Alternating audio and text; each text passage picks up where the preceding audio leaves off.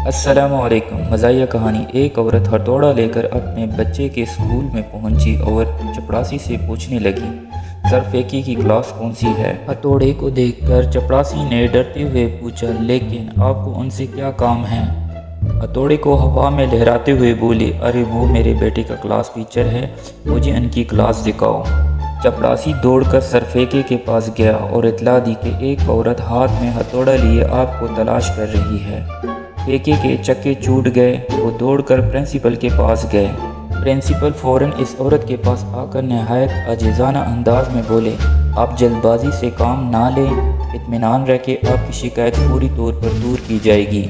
इस औरत ने कहा, मुझे कोई शिकायत नहीं, बस आप मुझे सरफेके की क्लास बताइए, मैं इनकी क्लास में जाना चाहती हूँ। प्रिंसिपल ने कहा, लेकिन आप इनकी क्लास में क्यों जाना चाहती हैं। इस औरत ने कहा, क्योंकि मुझे वहाँ इस बेंच की कील ठोकनी है जिस पर मेरा बेटा बैठता है। कल वो तीसरी बार पेंट फाड़ कर आया है। कहानी अच्छी लगी हो तो लाइक और फॉलो ज़रूर कीजिए। शुक्रिया। मिलते हैं अगली वीडियो में। अल्लाह हाफिज़।